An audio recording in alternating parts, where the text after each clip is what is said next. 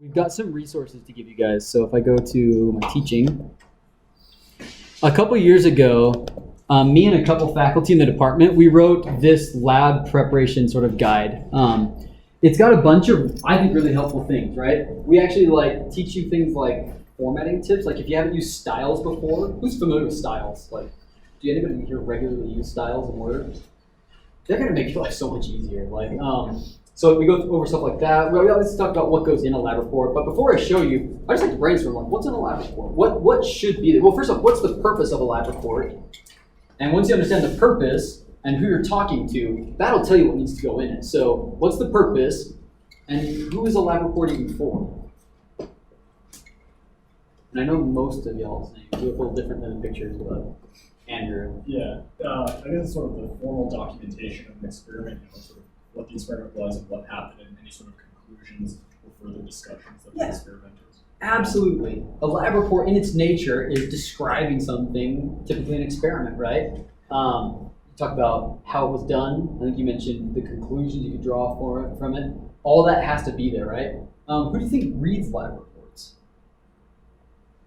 It's going to depend on the type, right? Who's going to read your lab reports? Like next week, you guys are making, you're doing Prussian blue? So next week, you guys are making a sweet lab. It's based on, so it's on these goggles that we make in my lab, right? Right now, these are tinted, and they're always tinted, right? So in this room, they're too dark, and I look like a weirdo wearing these because it's too dark, right? But if I go outside, then they're great. So the opportunity there is, what if you made a lens that could change its tint in real time, right? What if I could embed a little light sensor on the end of this, and when I hold it up to the screen, it'll tint, so I'm getting blasted with light. When I take it away, it'll untint in real time, right? You guys are going to create the film that can change transparency in next week's lab. It's actually really, really rad technology, right? So who's going to read about that? Clearly I am. Clearly the TAs are. Who else might be interested in that technology? What do you think? What do you think? Someone looking to develop a product using that technology? Yeah, someone looking to develop a product. That's a really good answer. Who does do that, right? If you want to know the answer to that question, take my class in the spring. It's technology commercialization. The class is called Materials Innovation, but it's all about, if you have an idea, who wants it? Who's going to help you develop it, right? In this case, it might be Oakley, it might be like Spy, it might be companies that already make goggles that just want a new technology to bring into it. So the lab report that you would give them would be a very different thing than what you give me, right? It'd be very different for them if you already had a contract in place, as opposed to if you were trying to sell them on an idea. So what I'd really like to do is explore the range of possibilities and what our lab reports can be this semester, right? So each week, instead of it being, I'm writing this because the TA wants to read it, I think we're gonna cook up some scenarios. Next week, let's do it where you guys are writing this as a document you want to sell to a goggle company or a glass company, right? So you're gonna try and put your best foot forward. You're gonna try and, you don't have to have all the business part of it, but imagine that that's your audience. So they're not gonna have a great technical background perhaps. They won't know what Prussian blue is. You guys don't know it yet either, but you will soon. So I think that we'll try some of those scenarios this semester. Okay, so once you understand who's reading it, that tells you what needs to go in it, right? If it's just for the TAs, just for a teacher, then there's sort of a typical formula, right? What's in that? You said, how did you do it? What were the results? What did you find, right? Those things definitely should be there. We call those the experimental methods section, right? Experimental methods is literally, how exactly did you do this so somebody else could repeat it? Repeatability is the key word there, right? You need to give enough detail. You can't leave out anything, right? If you shook the thing 10 times and then put it in the furnace, add that, right? Put it into scientific language. Sample was agitated, right? You put it in the passive voice. Instead of saying, I shook it, you say the sample was shook, shaked, shook it? Shaked. I'm gonna settle on shaked, right? So you use the passive voice in papers. That's something that maybe you're not super familiar with, using the passive voice. Instead of saying that we did this, I did that, typically you say, this happened to that sort of thing. So we'll get some practice on that. But you have to give every bit of detail, right? Temperatures, times, environments, anything that you think could conceivably matter. So the color of your shirt doesn't matter. The humidity in the room, if you can measure it, report it, right? I don't know if it matters or not, but report it, sort of thing. Okay? What else? So that's the experimental methods. What else do we decide goes in there? Analysis. An analysis, yeah. We call this the results and discussion, or results and discussion. Typically, you can do those separate. I find it's kind of weird if you do results and discussion separately though, because results, strictly speaking, should just be like the dispassionate, just telling the reader what they're looking at. A line that goes up, you would say there's an increase in this property as a function of temperature, right? You don't say whether that's good or bad or expected or in accordance with this equation. So to me, it seems a little silly to have a separate results and then discussion section. I usually do them together, but you will see both. And some journals actually require that they be separate or require that they be together, right? Speaking of which, different journals, the reason I hope that you're at an R1 research university like the University of Utah, because you hope to get involved in research. I hope that you will all be involved in writing at least one research article by the time you graduate. I hope many, right? So we'll format each week 4 different journals. Like it could be a company, it could be the Journal of whatever, Electrochemistry Society, right? Whatever else. So we'll be giving those details in a moment. But the analysis basically says, okay, the trend goes up, so what? It answers the so what question. Is that expected? As expected, or in compliance with this formula or this observation by other authors, there's this monotonic increase in the temperature, right? Or whatever, right? If it does something that corresponds to an equation, that's when you can actually put like a model of what the equation predicted it to do versus your real data. If there's something unexpected, that's where you really dig into, and this will happen for you as all. Oftentimes experiments won't work, right? Because we got a week to do these things. Whereas papers that like are big studies, those can take a year's worth of work. They don't publish all the stuff that didn't work. They publish stuff the one that did work. Oftentimes, I think your guys' analysis section will be, it failed, and here's what I think went wrong. Here's me doing the post-mortem on, I think, what happened here, okay? So analysis, absolutely. What else goes in a paper? Experimental methods, results, and analysis. What else do we put in there? Introduction. Yeah, how about an introduction? How about help your reader out to know why they should care about this and what in the world you're talking about, and critically, why are you doing it? I'm going to show you some examples of this in a second. It's not enough to just say like, solar cells are important because we need them because the environment needs them because the environment is fossil fuels. That's all great, and you can include that stuff. But at the end of it, at least your last paragraph needs to say, you basically are summing up the state of the art, and then you say, here's the unanswered question that I'm seeking to probe, or that we are seeking to probe. And that's one of the few places that you're using the active voice as opposed to passive voice. In this report, we seek to understand why such and such behavior exists, right? That's okay to use there at the end of your introduction. I'll show you an example of that. But yeah, an introduction. And don't skimp on that. Like that's where you kind of help your reader understand why they should care about this, because there's nothing worse than reading what they don't care about. And a well-written introduction can actually get you intrigued, right? And catch interest. What else? Is that everything? 2 more key things, 3 things really. How about a wrap-up? If you have, it's important to have an introduction. A wrap-up is just as important. We call it the conclusion. Sometimes some journals call it a summary. It's a conclusion though. And there you just take your key findings, the salient takeaway messages, right? You came into it with a hypothesis, you can restate that and then say what you figured out about that, right? You guys next week, you're gonna try and deposit Prussian blue in all sorts of different ways. You're gonna try and test it in all sorts of ways. You're gonna come up with ideas about, hey, what if we did it this slightly different way? Will we get this property? You can say then at the end, our hypothesis was with performance at a higher temperature or for longer times or with this different counter electrode, we would get such and such an outcome. And that was not the case, or it was the case. And here's why our what do you call this, assumptions were validated or not. Okay? Then there's the abstract. What's an abstract? What's an abstract? What's the word kind of mean, abstract? Abstract. So it's like just a really compact summary. Yeah.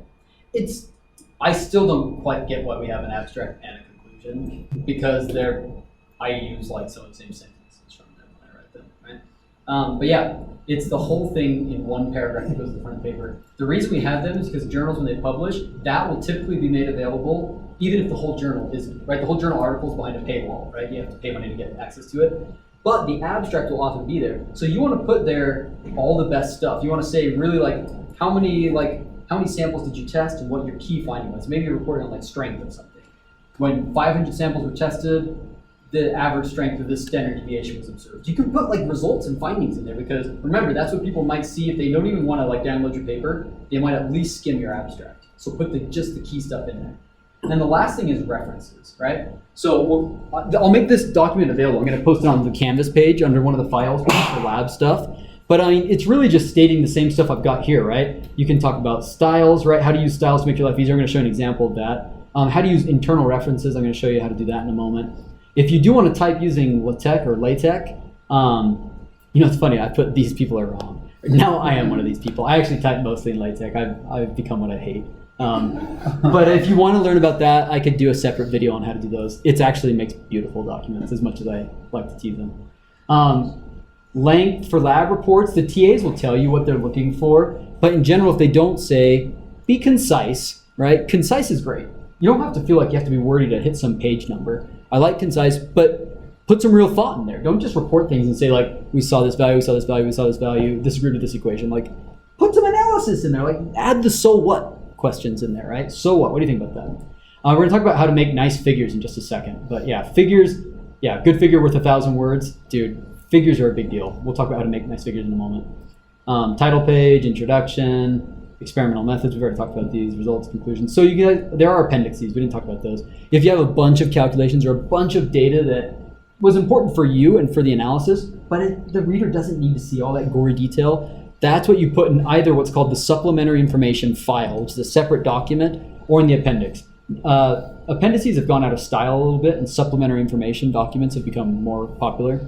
Okay, then references. So let's do an example. Let me close this one and do an example. So I'm going to open up Word, and let's say that we're going to write our own little lab report. I'm going to show you how to use styles and reference managers and internal reference managers, and I think it'll blow your minds. I hope it'll blow your minds, right?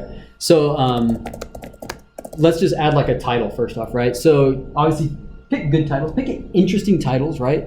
But we don't know what we're writing on yet, so I'm just gonna put that. Now the first thing I do is I'm gonna use this style bar up here. So this is on the home tab. You've got all these styles, right? And their default styles are just okay, right? Let's say you want the whole thing to be in a not sans serif font. This is a sans serif font, right? It doesn't have the little feet things on the letters. So this is good for like PowerPoint slides and stuff where it's a short blurb of text, but it's not good for paragraphs where you need to like read, because the little feet things on those letters help your eye. It's like a guide for the eye so you don't lose your place in the line as easily. So it's actually a pretty good reason to type in something like Times New Roman. I don't care, but it's the right thing to do. So I kind of care. Okay, so we're gonna change that, right? The default was a font that we didn't like. And maybe the size wasn't right, or maybe you wanted it centered and it's not centered, right? You can change all of these things. And then the cool part is you come back over here to your title, and if you right click it, you say update this to match your selection. And now, I mean, there's only one title per paper, right? But if for some reason that there was another title, maybe it's a different chapter or something, you can, with a click of the button, have all your same formatting for that section just appear, right? We're gonna go back to normal, right?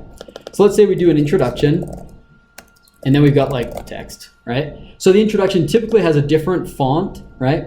So let's call it heading number 1, and it's blue and it's Calibri again. So like we can get rid of all that. We'll make it Times, the size is fine, let's say, but we don't want that blue color, make it black. Maybe you want it bold for some reason, or maybe you want it italics. Like you can make all these changes, underline, whatever you want there, right? And then you're gonna do the same thing. You're gonna update that to match the heading. And then later on in your paper, when you get to your methods section, experimental methods, experimental methods, right? You're gonna do the exact same thing. You just hit there, bam, like that, right? This will make your life easy. If you're writing a short document, who cares? If you're writing anything remotely long, you wanna use this. And you guys will all write senior theses, right, at some point. Those will typically be 20, 30, 40, 50 page documents, depending on how rigorous the work you've done. You don't want to be fighting with formatting. Make your life easy and learn how to use styles. That's my first tip for you. Okay, now let's say that we have a figure. We talk about a figure here, right? And it's figure, like 1, okay? And then we're going to insert a figure, right? So let's go to the internet and get a picture of like a cat meme. That's what the internet does. Yeah, there it is. That's what we need, that guy. So we're going to grab this. We're going to put it right here. And that's our figure in the paper.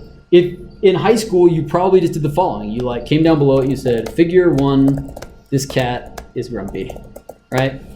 And that's okay, but for the same reason as I said before, if you move to anything larger than like a short document, what happens, like let's say I come down here and I've got a different figure, like now we talk about this figure, number 2, right? And we have a different cat meme, like this guy wants to play with people. Right? Figure 2, this cat is sad.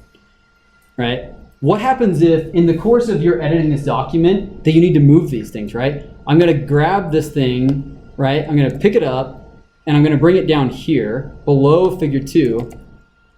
But all of a sudden now figure 1 is like underneath figure 2.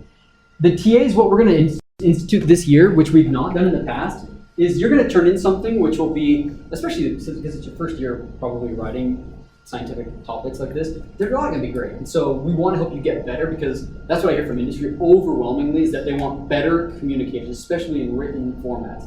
They want you guys to be able to turn in good lab reports, clean, like interesting, well put together. And the only way that you're going to do that is with practice. And what I've learned over the years is that having you guys just do 10 of these over the course of the semester, but not having you actually implement changes that we note, doesn't actually get you better. See what we're saying? Like, students would turn in things, and the TAs would read them and pour over them and provide all these critiques and do this, change that, remember to do this. But if you don't actually have to go back and make the change, then it doesn't cement in your brain. So we're doing something different this year. We're going to have you turn them in and then turn them in the details. You have 1 week, is that what it is? You basically have 1 week, and they'll fill you on the exact details. But they won't assign you a grade yet until you've done a revision, right? You won't get a grade until you've done at least 1 revision pass. And I think we're only going to do 1 revision pass because we don't have, nobody got time for that, right? And it's very generous for them to even do 2 readings of these. That's a lot of work for them, but it's going to make your lives better if you actually have to say, oh, they didn't like that I took up an entire page in the middle of a column with a cat. Like, that shouldn't be there. I should change that. And you have to actually go back and implement a change, right? So that's what you're going to do. But the problem is, if they tell you to say move this figure down below the other one, now this is figure 1. This is figure 2, and up there where you talked about figure 1, the number now maybe is wrong, right? So the way to avoid this, there's a great tool that's built into Word that seems like nobody ever uses or knows about, is called internal references or captioning, right? And they don't have to just be for figures. They could be for equations, right? If you want to move an equation around, it'll renumber it automatically. Here's how you do it. Go to your picture, right? And you right-click it, and you can go to insert caption, right? That's, I think, the best way to do it. You can also come up here to references, and you can insert that, or you can do other things as well. I'll show you those in a minute, right? Let's just insert a caption, okay? And pardon the tiny box of text. It's really small. But right now, in that box, it says figure 1, right? And so you can add whatever caption you want, like, this cat is sad, right? And you can label it as like a figure. Like, it wants to know, is this a figure? Is this an equation? Is it a table? Is it something else? You can create your own custom things, right? They don't have to be just these. And then it'll ask you, where do you want it to go, above or below? Blah, blah, blah, blah. You can add more stuff. So we're just going to say, great. There it is. Where to go? Down here, right? Now, it changed the font. Notice that this is now like italics, and it's small. And you see that dark gray? That means that it's an internal reference. Right, I'll show you what that does in a minute. So first off, let's make this bigger. Like, why did it make it smaller? I don't think that's useful at all. Let's make it large. I don't know why it's this color of blue. Let's get rid of that, make it black. And if you don't want the italics, you can change it, or maybe you want it bold. You can change all that you want, but what you need to do then is go to your styles. You can expand this, and the one that's for caption, you're gonna update that one to match the style so that this will be for all of those, okay? And then the other thing that goes along with this, now that you've identified that this object is a figure and it's been given a caption, you can reference it in the text, right? That text was this one. It was previously figure 2. So here's what we're going to do. We're going to go to references, and we're going to, I think it's called cross-reference. Yeah. You pull up the cross-reference tab, and it's not a numbered item. That would be like a section heading. Those are numbered items, right? Ours is a figure, so scroll down to figure, right? There's all these things it could be, and you can make other ones. And we're going to insert a reference, but we don't want to insert, every time we talk about figure 1 or 2 or whatever it is, we don't want it to say figure 1, this cat is sad. We just want the figure number, right? So just the label and number is good enough, right? And you insert it, right? So now take a look at this, right? That whole thing is now in that dark gray color. That means that it's an internal reference, okay? So let's do this one more time with the other figure, and then you'll realize like that there's a point to me doing all this. So I'm gonna get rid of Grumpy Cat caption. Instead, I'm going to create a caption. All right, figure 2, grumpy. I can't read what I'm typing there. It's too small. You can change it here though. It's not like it's set in stone, right?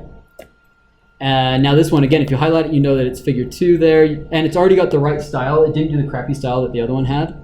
And if we reference this one over here, right, that was figure 1 right here. So let's get rid of that old thing. And instead, let's put a new cross-reference to that figure, the grumpy one. Again, we only want the label and number. We're going to insert that, and it knows that it's figure 2, right? And then what's really great is if I grab these things and move them, let's say the TA say move stuff around, you could put this thing right here at the end of this paragraph now. So now it's going to switch the numbers, and it automatically does it, which is delightful. So right now it hasn't yet, because all I have to do is I hit Control A to grab the whole thing, and then I think it's function F9 updates it. There you go. Now it's figure 2, figure 1. These things got updated as well. Again, if you're writing a short lab report, who cares about any of this? But I promise you will have to write longer things at some point, and you'll be so glad that you know how to do this. So we're going to have you do this on all your lab reports. Even if you just got a few, we're going to have you use the internal reference thing, okay? Next up, let's talk about references, right? Speaking of like not just referencing images, but like citing people. We, whatever. We need to cite Sparks's paper. Hey, Alex. So if you need to cite somebody, there's lots of ways you can do this. There's expensive like software that you can buy, things like EndNote and gosh, there's probably lots of others. And what blows my mind is that EndNote created a free version of their product that like is their bread and butter called EndNote Web that is totally free. And it's just as good. I think it's better than their other product, and it's totally free. It's probably like a trap. They're gonna like make it not free at some point. I'll be sad. But there's other free ones if they do that. Zotero, Mendeley, both of these are free, and they're reference managers. These are gonna save your lives. These are so great. Here's how they work, right? So if you want to cite a paper there, how would you typically do it? Like you could just make your own bibliography, right? You could go bibliography, and you could say like, shoot, how do you do this again? Like, so Taylor, Sparks, and then the author's name of the article, and then like the journal, and then like the edition was like 18, and the pages were like 199, and that was published in 2018. I think that was it.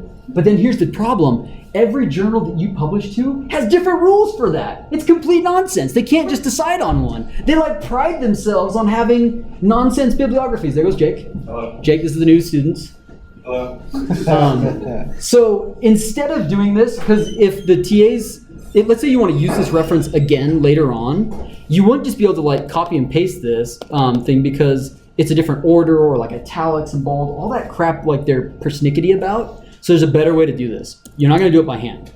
Instead, you're going to do the following. Oh, we put that in the middle of our document. That's not the right place for it. Okay, instead you're going to do this. You're going to go over here to Google Scholar. Okay?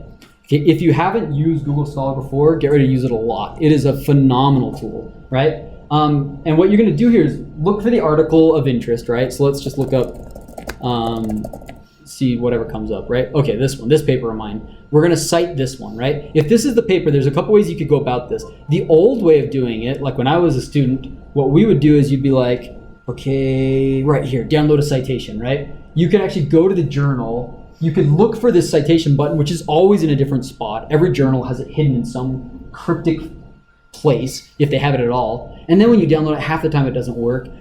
Google fixed all of our problems, just like everything. Like they made it so much better. You come down here and you go to the cite button. That little quotation marks, that means that it for cite it. They used to just say cite, they got rid of it, I don't know why. But you can click that, and up pops 1, 2, 3, 4, 5 of the most common ways of citing papers. So if you wanted to, you could grab these things, Control C and copy that, and you could pop that in the paper. But you're still having to do that every time if you just publish in a different journal and they don't want Chicago style, they want Harvard style, right? You're gonna have to do this again. So don't do that. Make your life easier, and instead you're gonna download either the BibTeX if you're working in LaTeX, or the EndNote file, or these, I don't know, those are probably for something else. Download the EndNote file, and then you're gonna go to your EndNote Web. So if you've never used EndNote Web, it's free. Just Google EndNote Web. There it is. EndNote Web is delightful software. I cannot believe it's free. I hope it stays that way. How it works is you just have to log in. So log in with your Facebook, LinkedIn, or create an account, whatever you want to do. Once you log in, what it does, and I think the reason it's free is because it only lets you hold like a mere 20,000 references or something. You know, any serious scholar is certainly going to buy their paid version because they have more than that. I've been doing this for like, I have 1,000, and I'm like, I've been doing this for a while. So here's your references. You can put them in different categories. You can collaborate on these. So if you will be working on teams and different people find different references, you can have them collaborative, right? These projects of mine were all collaborative, meaning I invited other people to not have me do all the work. It's like, hey, help find some references and import them into here. So these are shared, right? Like folders. Inside of each one of these, it tells you how many references are stored there. Inside these is all the gory details you could ever want. It's basically everything that Google can find on it in terms of reference material. It's all there, right? We can pull up one of these and look at it. Right? Let's just go to something like this one. Well, I don't know what this paper is, but we'll go to it. Right? In this paper, it's got, first off, it tells you what type it is. It says it's a journal article because it might have been any of these other things, right? Ebook, like a magazine article, a manuscript, a map, a patent, like you name it, you can store it here and it will know the right format to edit it. It's got the authors, the title, the year, the journal, all this jazz. And you could add more information. If you are able to find out that there's an errata, that means that they made a mistake and they had to publish a follow-up because they messed it up. If you found that later on it wasn't there, then you could just add it, right? No problem. You could just type it in there, okay? But it stores all this information so that now when you go to Word, you have this amazing tool. You can do, we need to cite Sparks in our paper, right? So where do you cite it? Typically before the punctuation, although journals have their own rules, right? And you need to download what's called the Cite While You Write plugin. So if you go back to EndNote, right? Where is it? Where is it? My format? Okay, under format, there's this Cite While You Write plugin. It's free. It's a plugin, so it's an add-in to Word. So if you use Word on a Mac or Windows, I know it works for both of those, you can download this thing, and after you download it, voila, in your Word document, you've got a new tab that says EndNote, right? And when I click on it, I've told it to automatically log me in with my login information. The first time it won't have that option, but just click save your info and then it'll do this automatically. It takes a minute. It takes like a strangely long amount of time to log in, but it only does that once, and then you're in. And now it has access to all 1,100 of my references. Yeah, Danny? If you have your computers, now's a good time to pull them out and start. Do you want them to start this? I should have said that earlier. Yeah. That's actually really good advice. If you have a computer, I would actually start by downloading this right now. I'll go through it with you again. So while people are getting your stuff out. We'll just do it now while we're done. Yeah, I've got till like this. Well, I've got time still. I've got like almost 2 hours. Okay, we got time. I maybe won't take all the time. I might.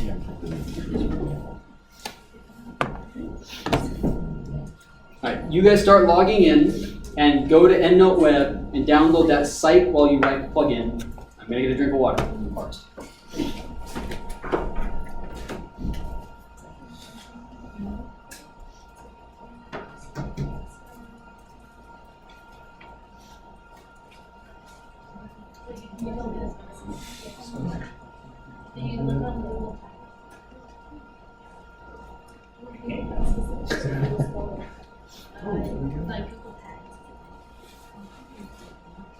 Do you need a refresher of how to get there, or are you guys good so far? Sparks will go over it again as well. Get it all set up.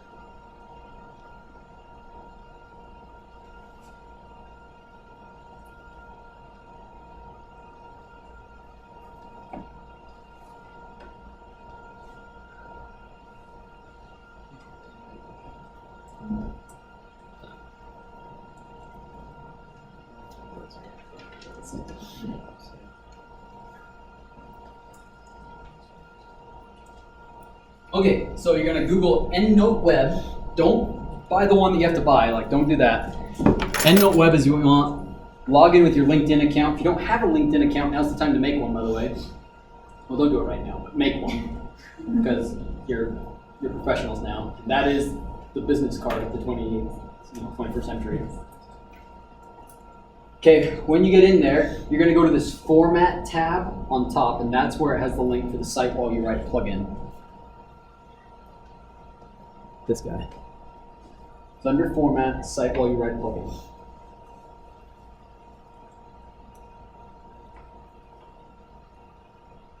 This will make your life so much easier, I promise you. Like, if somebody would have told me this, it would have saved me so much time. I learned it like my last year of my PhD thesis when I'd already like written most of my thesis, and I was so sad. It's just like sorry for all the wasted hours of pointlessness.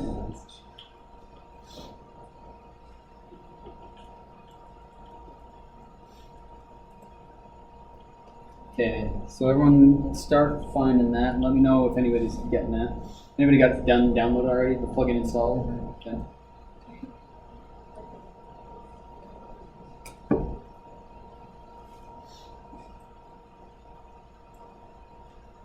Okay, since this is being screen capped and I want to use our time because I got lots more to show you, I'm going to keep going, but keep on trying to find them. In the meantime, I'm going to show you how to import a reference, and when you guys get anything downloaded, you can follow up on the video on how you did that if you're still downloading it. Okay, so we had that thing that we downloaded, right? Here it is in my bottom of my browser, right? That's in my downloads folder. It's scholar.enw. ENW stands for EndNote Web, right? Google knows that people use this and they export it in a way that EndNote can read it in really easily, right?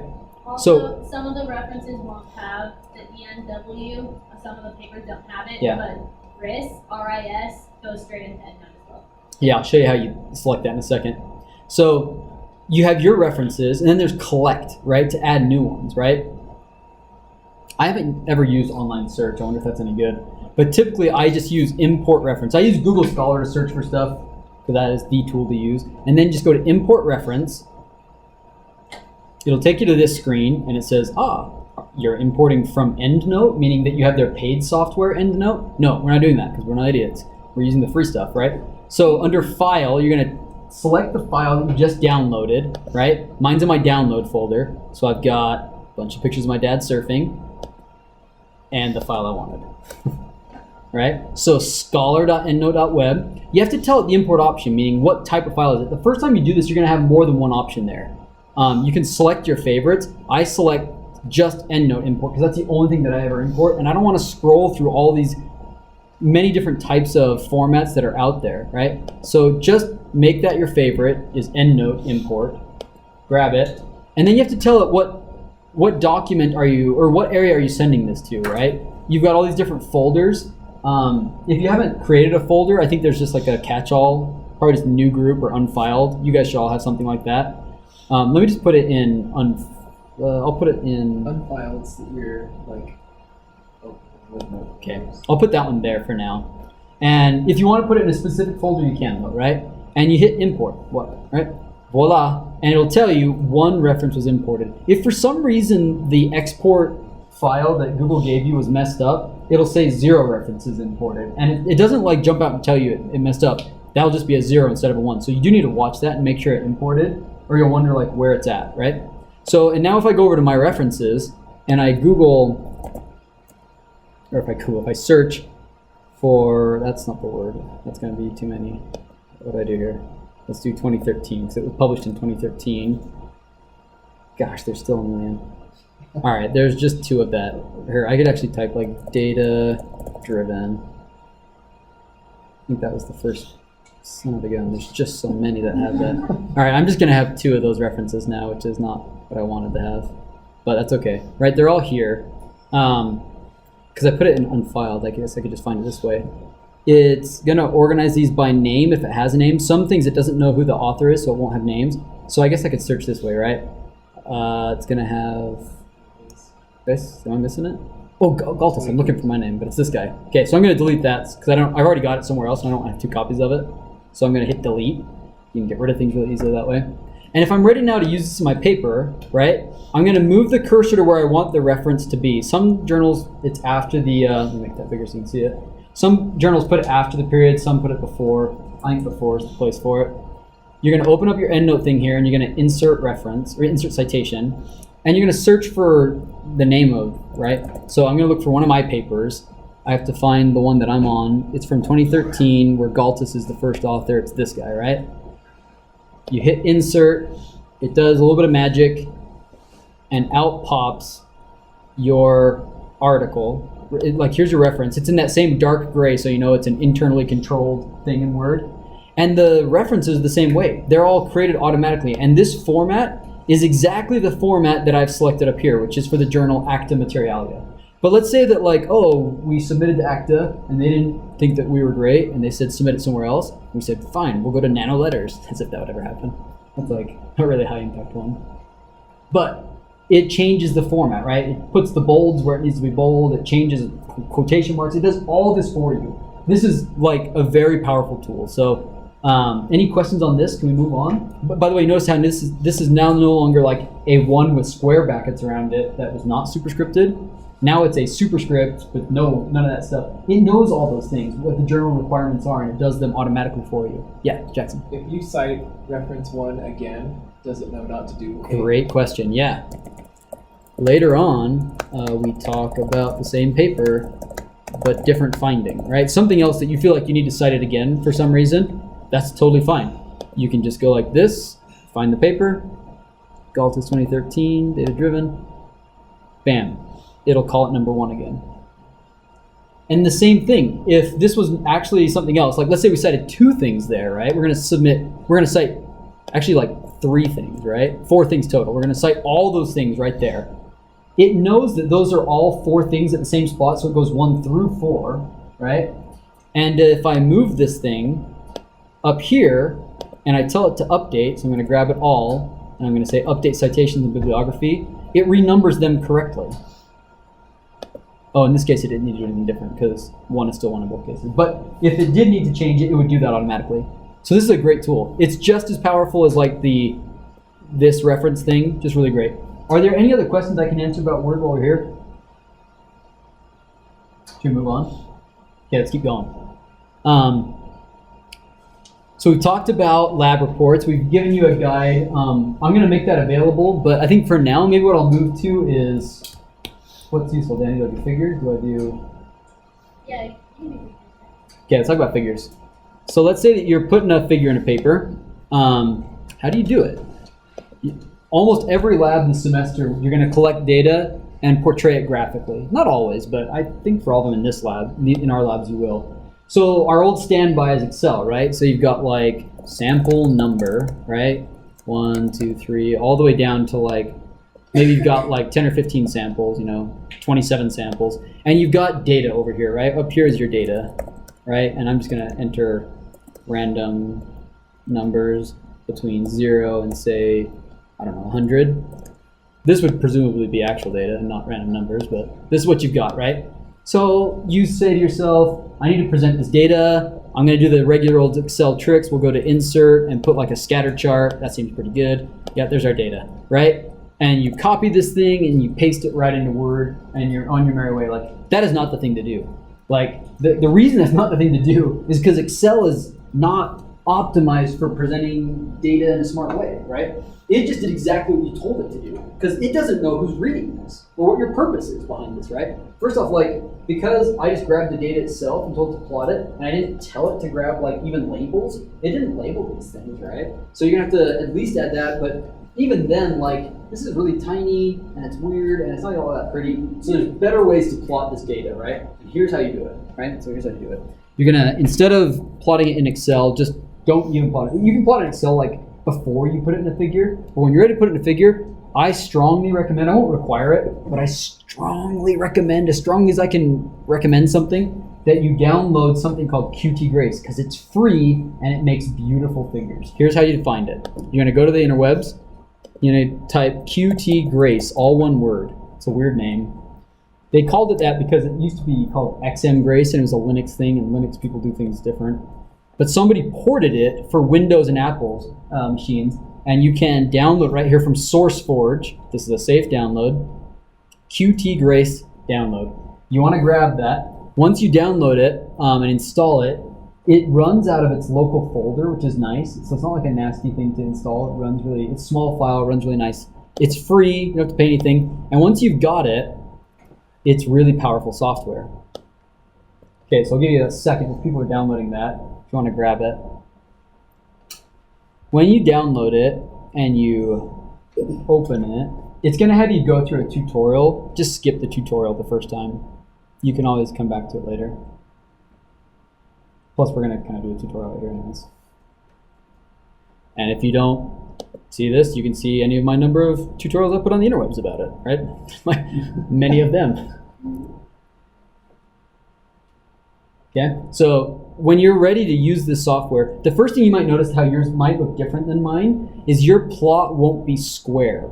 Yours will be kind of like the Excel plot. Like it does like this shape that is roughly like that, kind of rectangular.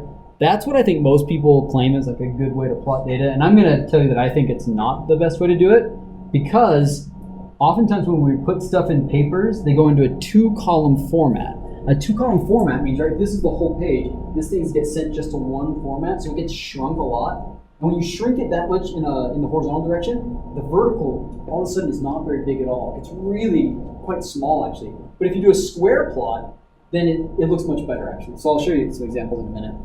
So the first thing that you'll have, it will not be square. So I made mine be square by changing a file. I can email it to you guys. Basically, if you go to wherever you downloaded QTGrace at, I don't even know where mine's at. Well, I don't know where mine's saved to, but I'll show you where I save our data. So if we go to QTGrace files, there's two files you need to change. The default file and this gracerc.user file. Those change the default colors that are available, and they change the default things like the aspect ratio and how it gets exported. If you want these files, I'll post them on Canvas. All you have to do is when you download QTGrace, replace those two files. Find where they are, just do a search within the folder, find them and replace them, okay? Or don't, and that's okay too. I think it'll look like a heathen, but you know, you can do this too, either way. When you're ready to import your data, how do you do it? There's two good ways to do it. You can import from CSV, or you can take the actual data itself, right? Let's do the data itself way. I think that's a little easier. I'm gonna grab this thing. I'm just gonna grab the data that we wanted to plot. I'm gonna open up something like Notepad. You should all have Notepad on your computer, or Notepad++ is even better. Paste this thing in there, and you're gonna have to save it. So if anybody's, I don't know if anybody's following along, but you would save it. You have to save it in a specific way. So I'm gonna save it to my downloads folder and get to it easily. And I'm gonna give it a name like our data, but instead of .txt, we're gonna change the type to all files, and we're gonna manually change this to .dat, data, or whatever you wanna name it, right? Your name, like sample number 1, .dat, it has to be .dat, okay? So you save that, and now when you open up QTGrace and you go to import your data, that's what you're going to bring in. You go to your data file, your tab up here. Has anybody got QTGrace up yet? Probably not yet. All right. Well, this is available. You can follow this up later. You're going to go to import, and you're going to import ASCII data. That means a .dat file, right? So you click that, and the first thing it's going to ask is, well, where is your file? And by default, it goes to my home folder where QTGrace is saved, which for me is in my documents, QTGrace, blah, blah, blah, blah, blah. So I have to move that. So I say, okay, it's not there, it's in my downloads folder. So I come up here to wherever my downloads folder is, and there's my data.dat, right? When you click that, that just brings it into here. That doesn't actually import your data to the file yet. So from here, you have to, we would actually hit OK if we were ready. But first, you want to check what type of data it is. Is it XY data? Is it XYDX? XYDY, right? Meaning, is it 3-column, 4-column, where the third and fourth column might be like the standard deviation or the average, like the error bars in the X and the Y directions? So you could import that. You could import data that has error bars on all those. And that's a great thing to start doing, even here in your Intro to 2010 class, is learning to import things with error bars. To keep track of error bars in your experiments is a really good idea. If you measure 5 samples, report the average, but also report like the standard deviation as your error bar. That's really good practice. Don't just report one data point that's the average, or just the highest value. Like, certainly don't do that, right? So this gives you that option. I didn't program that in my data set. I just did a sample number and a value, right? So I'm just gonna do XY, but you guys can do better than that. You can do DX and DY. Maybe you're making a measurement as a function of temperature, and you monitor temperature. And temperature goes up and down by a degree or two, then put the DX on there. You can do it, okay? And we hit OK. And voila, my data's in here. By default, you notice a couple things. It doesn't give it a marker for your data, and it does connect them all with just a line, right? So maybe you don't want that. Maybe you wanted no line, right? Let me move this over so you can see it while I work on it. So I'm just double clicking on this. That pulls up my ability to edit the data set itself. Right now we've only got one data set. G0 stands for graph 0, and then S0 stands for the data set 0. They start from 0 because that's like a programmer thing. Instead of starting from 1 like normal people, they start from 0, right? It's fine. Now, notice that it's got the option for multiple graphs, right? Because it's graph 0. That's one of the best, that is probably the best part about QTGrace, is that you can do multi-panel graphs. Multi-panel. Instead of doing an inset, and I'll show you some examples of this, you can do multiple graphs all in the same space. I'll show you how to do that in just a second, right? But you can edit this. You can say, hey, I want it to have a circle, and maybe that's not big enough, and you want it like way bigger. Or maybe you want it much smaller. Like you can change these things. You can type in a number. I think you just double click that and type, I want it to be 75, right? And you can always have it the same size if you want. You can give this a color. If you download those 2 folders I gave you, they're gonna have custom palette of colors that I think are awesome. But you can make your own too if you want. These are ones I think are rad. Yeah. Did you use MATLAB to make graphs too? If you want to use MATLAB, that's also totally okay. Yeah. I suggest learning how to do it with QTGrace because MATLAB costs money, and once you graduate, you have to pay for that, and then nobody wants to pay for that. So I'd just say learn it now with the free stuff that's as good as anything out there. And maybe you can change the line if you want like sections, or if you want like broken line or just no line. That's all changeable here. You can make it a filled square, right? Right now it's got no fill, but if you wanted to fill it with whatever color you want, you could, right? Brown and blue actually doesn't look terrible. It's not great, right? But you can do whatever you want with it, all in here, right? Let me show you an example of why you should learn QTGrace over just Excel. Let me jump ahead to a talk I'm giving tomorrow, actually, and I'll show you some of the figure stuff. You can record that. I can. Yeah, I totally can. I can't make it. I will record that. By the way, if anybody has time from 4 to 5, nobody has time from 4 to 5, but if you do tomorrow, I'm going to give what I think is going to be a hell of a talk on basically some of the stuff I'm talking about today, but in greater detail on how to actually present at conferences that I'm not talking about today. So let me jump ahead to the figures part here. Here's a great example of a multi-panel plot, right? We were reporting something. It doesn't matter what these are. These are all just measurements that we can make in the lab. And all those things matter as a function of temperature, right? And the whole point of this paper that we published was that the field already knew that there was 2 magnetic transitions in this material, meaning the material does something in terms of its magnetic structure at 2 temperatures. And what we're trying to argue, and we cobbled all the evidence together that we could get, is that there's a 3rd region where something's happening, right? This one down here. And so this figure is one of the strong evidences in our paper. We said, look, as a function of temperature, look at all these 5 different things. They're all doing something weird here that nobody's measured before and nobody's talked about before, right? There's a slight change, like change in slope, asymptoting, right? Of these values. How would you create this in Excel? It'd be really hard. You'd have to make a bunch of these things individually, pray that you dragged it to the same number of cells so it's the right size, and then how are you gonna put it together in some nice way in Word? You just paste these in? It would take up a whole page and look ugly, right? This is the right way to do it. You can do this in QTGrace. I made this in QTGrace, right? Beautiful figures, right? Nice colors. They line up really great. You do all this wonderful stuff. You've got all this different data in here, and you can export it in a really nice way. So this is one reason why I think it's worth learning how to use QTGrace, because things like MATLAB probably can do this. I don't know for sure it can. It's not easy to do. You have to be really smart. Yeah, I'm telling you, this is I can do this. This is idiot-proof stuff. I'm not a techno whiz, and this is really not that hard to do. Just watch the tutorial. Come and ask me. Come and ask any of my students that have worked with me for a while. They don't know how to do this. Really, really happy to teach you guys how to do this, but I think it's worth learning now rather than later. Impress your future professor, right? Impress your first boss when you have beautiful data that's presented in wonderful ways that make it very easy to clear and see whatever you're trying to point out, right? Now's the time I think to learn, because college is the time to learn. Just pick up skills, and here's a skill. So don't cheat yourself by not learning it. So that's one example, but there's other examples, right? I'm going to skip some of this stuff. So here's an example of what I think is a good figure, right? What makes this a good figure? What do you guys think? It's clear. It's very clear. What else? Label. Yeah, the labels are great, right? They included labels. They labeled the data sets. What else? What makes this a good figure? By the way, this is all just my opinion. If you guys don't think it's a good figure, if you have a better way, totally okay with that. If you guys want to turn in a report that goes against any of the things I've suggested today, that's awesome. As long as you have a rationale for why you think it, I'll say awesome. I'll give you a high five. No, I think you're wrong. You turn it. But it's okay. Okay? What else makes this okay? An okay figure? They've got 2 data sets. Obvious difference between them. That's huge. And yet you'd think that would be simple to remember, but people don't. They report things with 2 slightly different shades of blue, or something that when you print it in black and white, you can't tell them apart.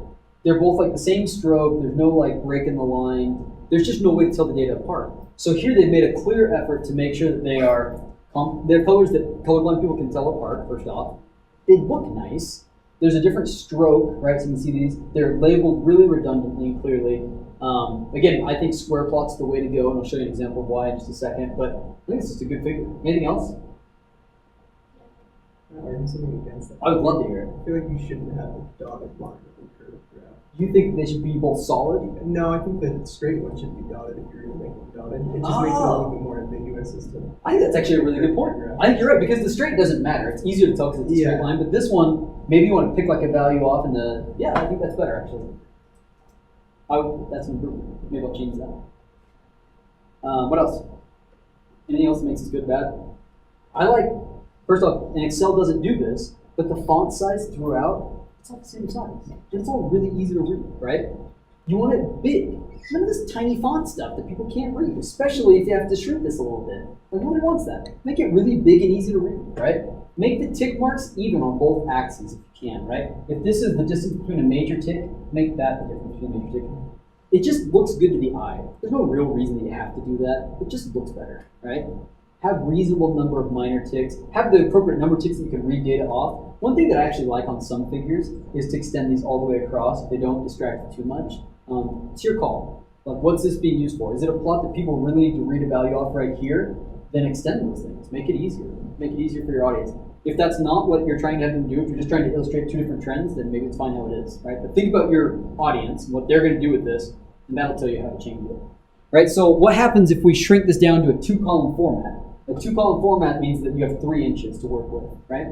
And think about it in terms of actual measurements here, right? You can export things with specific sizes. QTGrace makes it really easy to do that. So think about these things, and it's still legible, right? It's a little bit smaller, but it's still legible, okay? Let me contrast this with this. This is the standard output of a plotting software. Anybody use this software? Anybody? It's called Maple. This is a little bit older version of Maple, but this is what, at least at one point in time, was their standard output. Look how horrible this is. Tell me what's wrong with this. Way too many numbers. Yeah. A gazillion numbers up here, but just like 5 or 6 down here.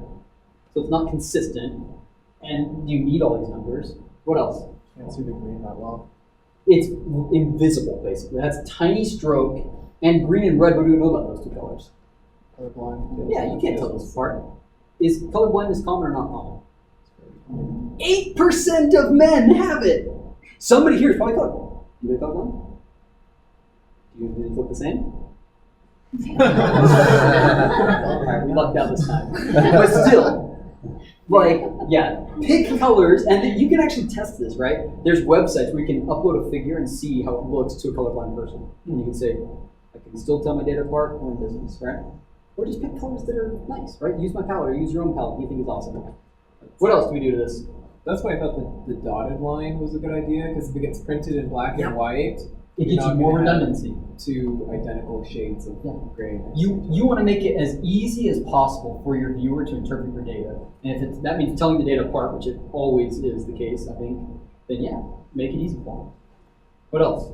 Yeah, Dan. Another thing that I forgot until this year again was most of the time figures don't have titles, and Excel likes to make you put a title on them. And so usually you explain your figure in its caption, and all the information that you need goes in there. You don't need a title. I don't know of a single time where a title is appropriate. Yeah. Just don't use them. I think they're stupid. Use a caption instead, is my opinion. If you want to argue compelling reasons why you like titles, do that. I'll give you a high five. But I'll think that you're wrong.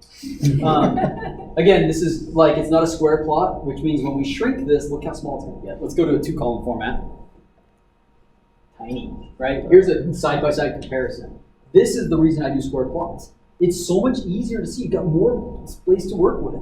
This is tiny. You can't read any of those numbers anymore, right? I didn't cheat here. This is like an actual fair comparison here on these things. I didn't like mess up the resolution on that. It just sucks.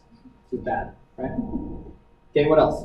Anything else? We good on that one? It's just hard to read in general, like all the font style and size. Yeah, look what's changing. Like, you got giant label here and then tiny numbers. Why? Why do that? Just make consistent size and font all the way through. Don't change the type of font. Don't change the size, unless you have some good reason to do so. I don't know what that would be, but if you think of it, think twice if it's a good idea. All right, what else we got? So again, this is multi-panel versus insets, right? On the left is the typical inset way. Well, not typical, that's typical in my group. The typical way to do it is what? They take and they do this. They basically make two different plots.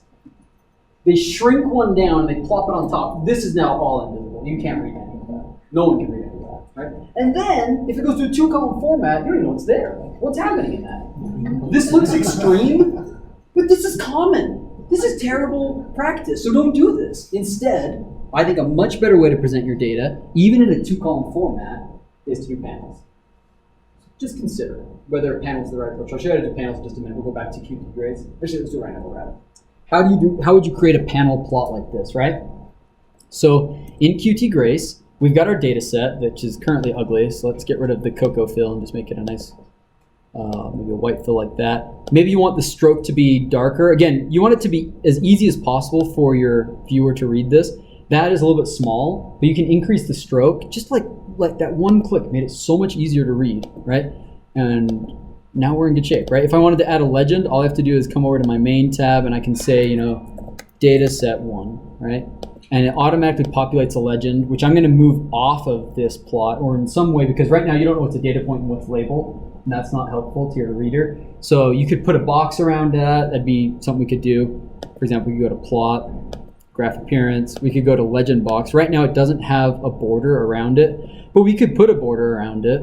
How do you do that? Frame line, I think we would just give it a line. Maybe? No? What am I doing wrong here? Oh, I did a white. Okay, not white.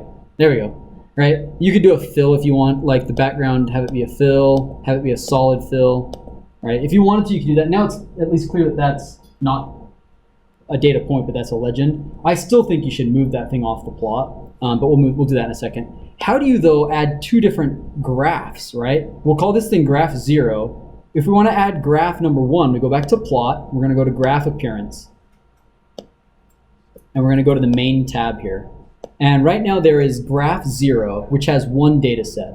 So what we're going to do is we're going to right-click this and we're going to duplicate it. We're going to create two graphs. And because we duplicated it, now there's graph 0 and graph 1, right? But they're both literally copied right on top of each other.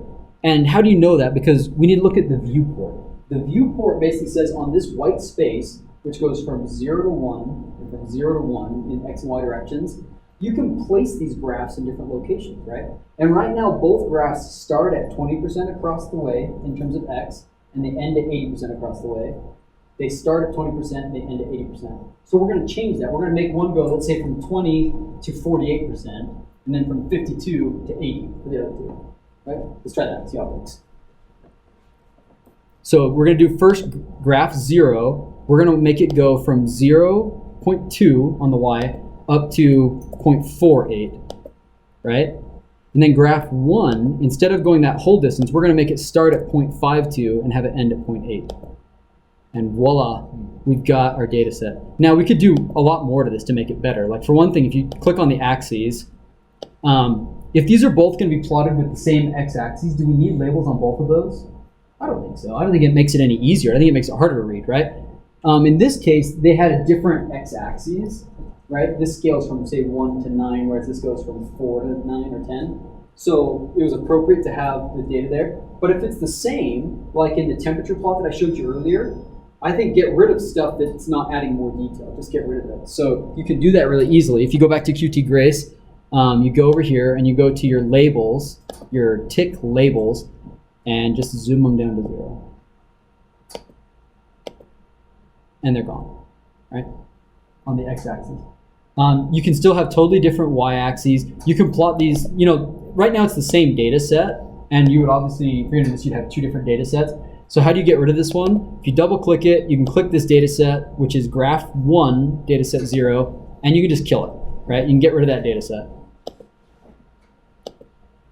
We should move this legend down here so that it belongs to the graph with the data that it belongs to. So again, we're going to plot, graph appearance, we're going to go to legend box, and just like before, we can place it, right? Right now it's located at, oh shoot, legend, oh right here. Locate in 0.55 of X and 0.75. Let's just bring that down. Let's bring it down to like 0.35. You can't like drag and drop which is, oh, I did that for the wrong plot. Sorry. This one belonged to that graph, so I changed that to graph 0. You can't drag and drop here, which is some people like about Excel. So it's like it's a pros and cons. Dragging's easier. It's harder to actually type in a number, but this is more precise and repeatable. And you can line things up exactly so without trusting that your finger is like in the exact spot. Like this has its own advantages. And so if that's a little bit too low, then you'll move it up. You'll say, oh, that's supposed to be like maybe 45. And maybe you want to move it over a little bit to like 0.58 or whatever. Just fiddle with it a little bit till you get it where you want it. There is another option, right? Let's say that we were done with this thing, that we added another data set here, and we can add labels to this, right? Data label, whatever. If you apply that, it'll show up over here. Maybe you've done that to all this, and you're done with editing this thing at that point. You can export it. So we're going to go to export, and we're going to look at our export setup. Right now, it by default is exporting as a PNG, so it's just as a graphic file. What's really powerful about this is that you can export it as a vector file. Anybody know the difference between like a PNG and a vector file? What's the difference? I don't think a PNG is compressed at all, is it? PNG has some degree of compression, but it's still like, it's pixels. Andrew, or what's your name? Reagan.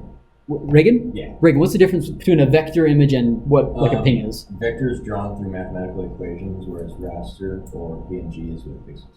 Yeah. So you guys are most familiar with JPEGs, pings, GIFs, not GIFs, it's GIF. Whoever calls graphic, right? Stands for graphic interchange file. Quit calling it a GIF. It's a GIF, right? So those things are all like you define pixels to be certain colors.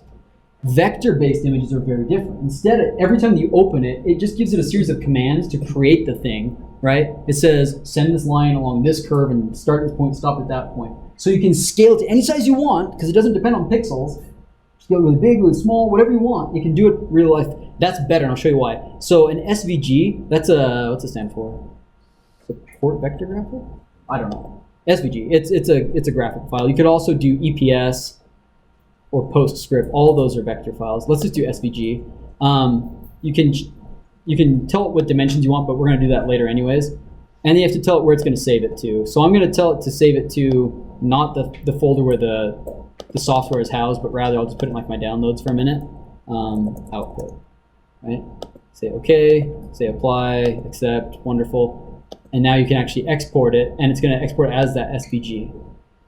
So now, if it's worked correctly, I should have an SVG here.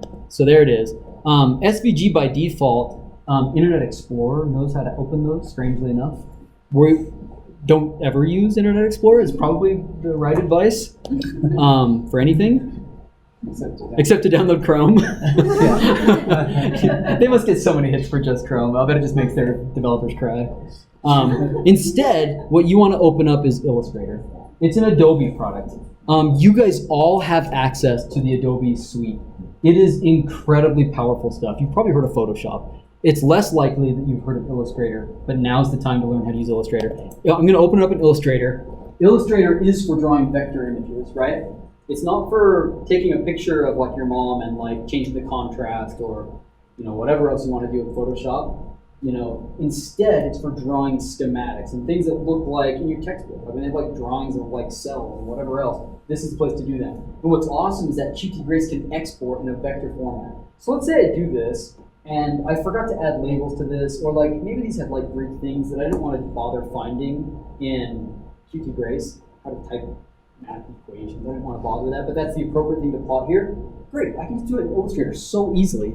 If for some reason you need to have a good reason, but if you did need to, I'm grabbing everything. Let me select that tool. If you did need to move a data point, let me get rid of my background and that background. You can actually even move individual data points, right?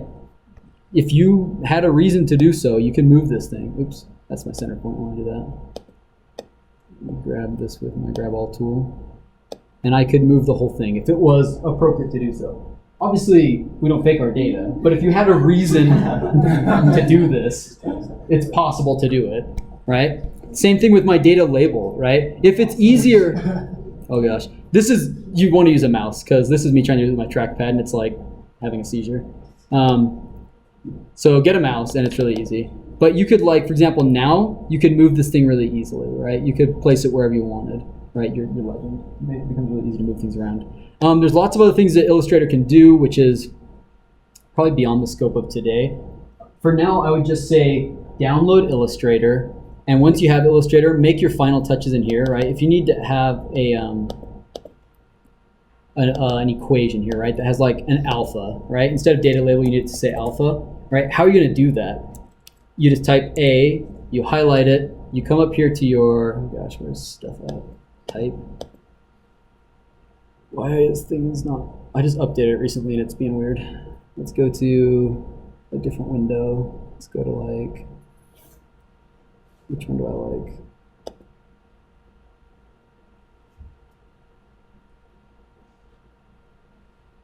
Okay, we don't want extensions, or we want, let's do layout. Okay, now we're gonna have typography down here, or up here, and you just go to symbol. You're gonna type in symbol, give it a minute. It's taking its sweet time, and voila, you've got your Greek characters here. Like, this is just it's a phenomenally powerful tool. All the beautiful figures that you saw, all these things can be made really nicely in Illustrator, okay? So let's keep going down this list, talking about nice figures. What if you do a plot and you use an instrument, and this is the output of your instrument, and it just looks like garbage, right? What's wrong with this figure? What's wrong with this figure? Font's too small. Font's tiny, you can't read it. It's hard to get the scale of everything. Some tick marks might be nice. Some tick marks would help a ton. The whole reason, this is what's called an FTIR plot, or a UV-Viz, one of the two. It's always basically reporting peaks, how light interacts with your material as a function of the wavelength of the light. So the whole point is to say that there's a peak at some wavelength. And you can't even read these things. First off, it goes from small to large. That's just convention. It's plotted on like a weird scale. But then you need to be able to tell me where these peaks are at, and like, I don't have tick marks to go off of. So that's terrible. That's like a cardinal sin. You can't do that, right? The intensity doesn't matter, but they're showing you intensity numbers, which makes you wonder if you should know what the units are to this, but it's not said.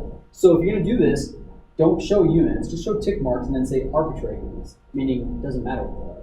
There's a reason we're not reporting it, which is the case, right? This thing's clear over here. Instead of centimeters raised to the -1, like it should be, like 1 over centimeters, it's centimeters -1, which is just lazy. It's just lazy, whoever made these things. And it's clear up on the side, like I don't know why. So lots that we can do differently. How would you fix this problem? How would you fix this? Maybe this is like what the machine spits out. It doesn't give you XY data points, so you can't plot it yourself. Are you stuck? You just put like an apology in your paper, like whoever did this should be stoned, and I apologize if I have to use their data. Right? What do you do? Can you import that into Illustrator? You could try. You'd have to draw your own line over it. That would be one option. There's a better option. You could try that though. That would probably actually work. There is a tool called Web Plot Digitizer. There's another one called Data Thief, but you have to download it. I like Web Plot Digitizer because it lives in your browser. And it's rad. Here's how it works. We're going to take this image, I'm going to copy it, I'm going to open up some sort of image processor and save it. So I'm just going to save this as whatever in like my downloads folder. So let's put it, downloads. We'll call this figure, whatever. Doesn't matter if it's a JPEG or a GIF or a PNG or whatever else. You're going to go to the internet, and if you want, you can just Google Web Plot Digitizer, all one word. Just Google that and see what comes up, and you'll find right here this automaris.io/webplot digitizer. This guy's awesome. He made this totally free, amazing tool. If you feel like donating, like there's a button, but this is an awesome software. You hit launch, pick your language, hit launch, and how it works is it allows you to upload an image and then harvest that data in a really cool way, right? So if this was the data that you wanted to harvest, they basically come with a tutorial, but you could upload your own, right? We can load our image. Let's go to where we had it saved, which is in right here. That's our figure. Okay, it's going to ask what type of data. Is it an XY plot? Is it a bar plot? Is it a polar, ternary, blah, blah, blah? Is it a map with a scale bar? Pick which one is appropriate. In this case, it's an XY data set. And it's going to say, you're going to put 4 clicks on your data set in these 4 spots, and you're going to tell it where those correspond to in terms of data, right? And that's what it's going to use to calibrate your entire image if you try to pick data off of that, right? So you need to calibrate it by doing this. So we're gonna pick right here, and because they didn't give us tick marks because they're terrible human beings, this is like the best we can do. You can use your up and down arrows to do like fine adjustments. There's that zoomed in region on the top right that makes it a little easier. So we're just gonna put these roughly in the right spot for now. Again, you can use these buttons to make it more, oh gosh. You can do it better if you want. Over here, right, pretty close to the 0, pretty close to the 1. You're gonna do a better job than I am right now if you use this. And you're going to say, okay, those are my x1, x2, y1, y2, complete. And now you just have to tell it what those values are. x1 is at the value of 3500, x2 is at the value of 500, y0 is at the right spot, y1's at the right spot. If those were on log scale, plotted on logarithms, you can just click the log box, but these aren't, so we won't. And now check this out. At any given point, I can hover over this, right? Let's hit that peak. I want to know exactly where that peak is at. I hover over it, and right here in scientific notation, it tells you where that point is, right? It says it's at 2,953, right? Which is about right. It's close to 3,000. And the x position, or sorry, the y position is at 0.64. Right? This is pretty rad. And then it gets even better. Like that alone would be rad enough because you could like pick data points off and just like gather it yourself, but it gets even better. This is amazing. Check this out. You can actually tell it to grab data automatically. Right now we're doing it during manual extraction. Manual extraction is for the birds. Like you don't want to do that. You want automatic extraction, which is where is that? Why am I not seeing it? Am I missing it somewhere? It's directly Just below. the bottom. Oh, duh. I'm actually blind. Right there. Automatic extraction. So you can tell it, like, pick the color of the data that you're trying to extract, and it even like reads your image and picks colors that it might be. So we have black data, so let's tell it to grab black data. And you can tell it the algorithm, the averaging window, so like how many pixels do you want it to look over before it grabs a data point? The default is every 10 pixels in the X and Y directions. If we hit run right now, it thinks all of those are data points. So what's the problem with what I just did? Not There's precise not all enough. data points. Well, first, there's a lot of problems. First off, it's grabbing everything that's black in the image and making data points out of these. Because it doesn't know with machine knowledge that this is the line of data and that this is axes, right? And they're in the same color, so that's all it's going off of. The other problem is that we only went every 10 pixels, and so we don't have the resolution that we need to see the fine features. So how do we fix problem number 1? The fact that it's grabbing all this stuff. We can apply a mask. We can tell it to grab that color only in a certain masked region. It's really easy to do. So first let's clear these out, clear our data. We don't want any of that stuff. Get rid of it. Instead, you're gonna go over here to the pen button. And the pen button, you can change the stroke width. You can make it gigantic like that. That's too big. Pick something smaller down here. And what you're gonna do is you're gonna paint over the line where you wanna capture your data. Just paint it. It doesn't have to be a nice job, just cover it. All your data, cover it up, right? This is easier with a mouse. Yeah, it's getting sloppy. Okay, almost there. You could make it a finer one. You can zoom in, right? You can zoom in up here. If you want to do really fine stuff, you can. And now when you hit run, well, that's a whole lot better. It's only grabbing the stuff where we masked it, right? But it still doesn't have the correct resolution. So you can change that. Clear your data one more time. It'll keep your mask. Your mask is still there, like your pen. That's all still doing pen things. Over here, make this maybe like every 2 pixels. It's better, right? Maybe make it 1 pixel. Still not very good. So what's the problem? What do you think the problem is? Why is it not grabbing those other spots?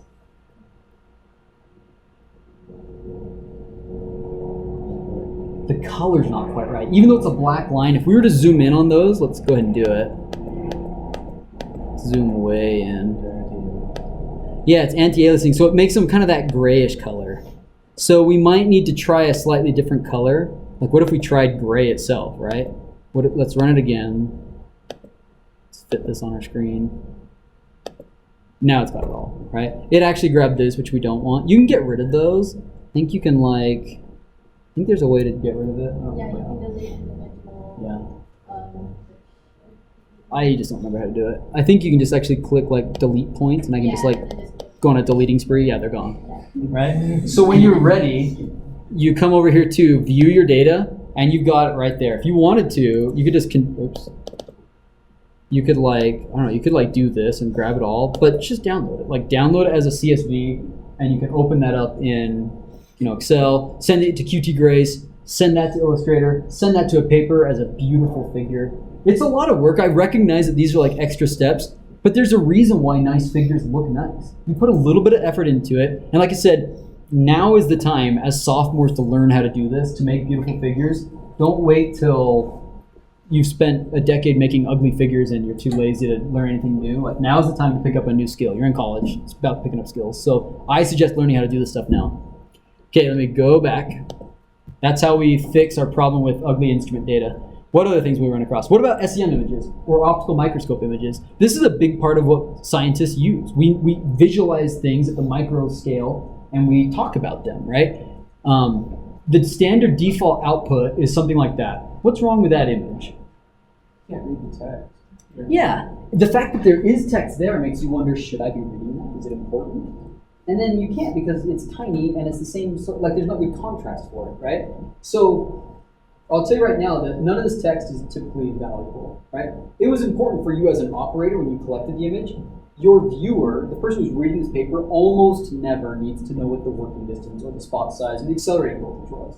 They don't need to know any of that. So just get rid of it, because it's all about signal to noise. You want to maximize signal, which is what you want them to take away from this image, and get rid of noise. That's why I do these big white backgrounds, right?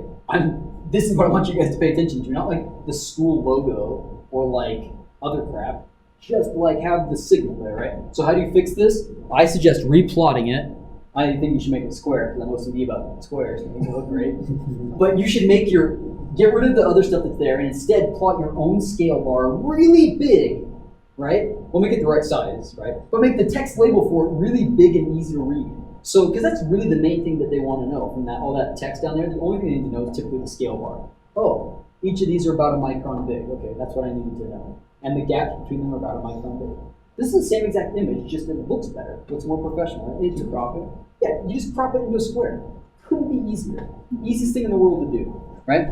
By the way, how do you do that? If you don't know, you'd grab this thing. Let's go back to this one. You'd grab it, grab that whole thing, open up the editor of your choice. I use UrbanView because it was what MySpace told me to download like 10 years ago, 15 years ago, and I still use it because it's handy, right? And you paste it into there, right?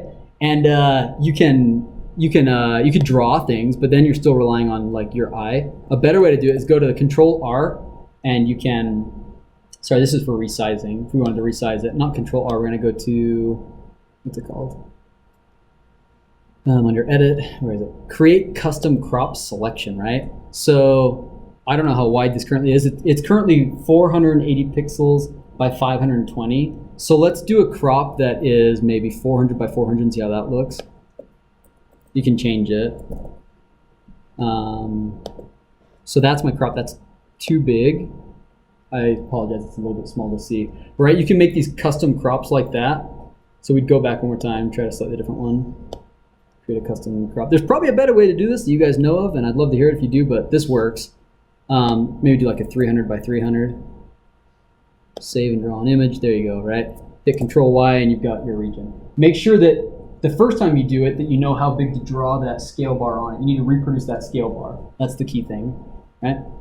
Right, our scale bar was shown right here originally, so I had to keep track of how big that was so that I could draw it exactly on there. I need to be precise about that, right? Can People, you just do this in Illustrator?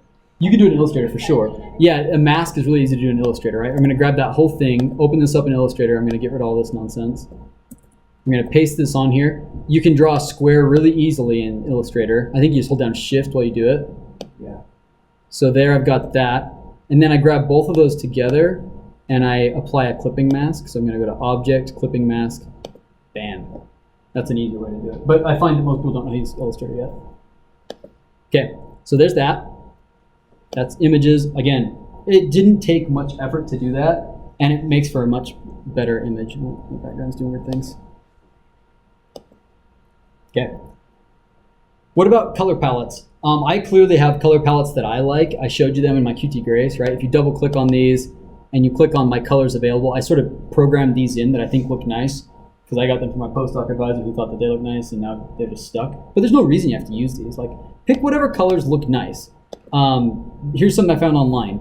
If you have a sequential set of data, these are really nice sequential color palettes. If you have diverging data, then these are nice ones. Diverging is anytime that your value is centered around 0 and it's plus or minus that, or maybe it's centered around like an average value, like what are average temperatures? And then what are real temperatures? Real temperatures, this would suggest that we're lower than average, hotter than average. So even though like the average varies, a diverging data set allows you to plot that. So there's tons of great palettes out there that you can find that people have published, right? You'll find which ones don't work for colorblind people. Like you don't see numbers in all these, you're colorblind to some degree, right? Anybody? Let's see. One of the key rules is you don't stack colors that have the same color value. This has to do with, is it hue? Is it hue? What is this? Saturation. Saturation. Don't pick things that have different saturation levels, because when you print them in black and white, they show up. They're a little bit easier. Transparency. The transparency? Anyways, like the degree of like how dark the color is, the transparency of it. Don't use ones that have the same values, because when you plot them in grayscale, they tend to be hard to differentiate. So instead, use some of these different values. Right? Is a good rule of thumb. If there's a great tool, Adobe, like I love Adobe stuff. Go to right now to Adobe Color Wheel, and this color wheel's there. You can pick like triad versus complementary or whatever you want, and you can pick really nice color palettes to use. So if you don't like the ones that I gave you, use your own. Like these look great. What resolution should you use, right? If you're printing something for the web, like for a website, 72 DPI dots per inch, right? That has to do with how many pixels are there per inch, is fine, because you don't need super high resolution for, say, like your picture on like a website. But if you do want high resolution, 150 is good for presentations, right? It's like the PowerPoint presentation, 150 DPI is okay. And if you want something really nice, like print, you should do 300 DPI, right? If by default you don't know which one to use, Illustrator has a really good web-safe export. So I go back over to Illustrator. Oh, there it is. And I go to Save. There's an export safe for web. That works really well. It's a nice trade-off between resolution and compression. So it's not a gigantic file, but it's pretty good. So that's a default if you don't know what else to do. Again, we already talked about vector images. A vector image, if you zoom in, it's just infinitely sharp because it's an equation that tells it how to do that thing. Whereas raster, you know, if you print this on a poster, the image probably looked fine on your PowerPoint when you're making your poster, but then you printed it and it looks like that. You'll just cry salty tears of sorrow because it'll look bad, right? So just get high resolution. Yeah, we've been there. It sucks. No one wants that. We're going to teach you later this semester how to use this software. This is called Vesta. It's another free software for creating really cool crystal structures. Why do we do this? The reason why is because crystal structures they can be challenging to talk about. This is a complicated structure. It's a layered structure, right? You've got like one layer, you got a different layer. And then in this series, the point of this figure is to point out that this layer, you can go from one of those, or two of those, or three of those, right? And so you need a nice figure to explain that, because if you try to explain that with words, it's going to be really hard for your audience to follow. It's really hard. Old papers in like the 60s and 70s on crystallography were a nightmare. Like they're like describing it. I'm sure it's accurate, but like my brain cannot like recreate what they're trying to explain. But a figure makes it super easy to do this. This software is easy to use. I'll be showing you guys how to do it, not today, but in a later time. I'll show you how to use Vesta and where you find like this crystal information. Like these atoms are located at certain spots. I'll show you how to find that and how to use it at spots.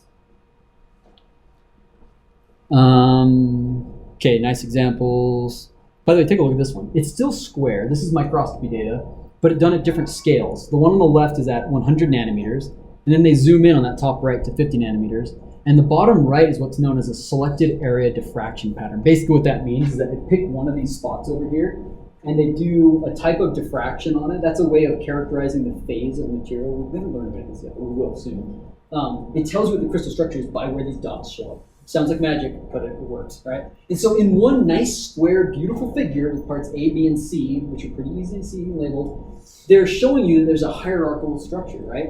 That there's clearly pores, and then there's two different phases. Oh no, sorry, not pores. Those are the two different phases. One's dark and one's lighter. They've got these things labeled. They would have told you in the paper what HH and FH stand for. The scale bars are really nice and easy to read. It's just a great figure. It's way better than putting three other figures. It's just better. It's a better way to present your data. Again, we want to be concise, like compress things down to a small but easily interpreted area. Again, examples of nice figures. Okay. My battery's gonna die, and we've been talking for a while. Do I cover anything else? What unanswered questions do you guys have before the battery dies? I get this was like drinking from a fire hose. Like, we're gonna come back to, we will come back to all these things, and we want to give you feedback on. I'm gonna save this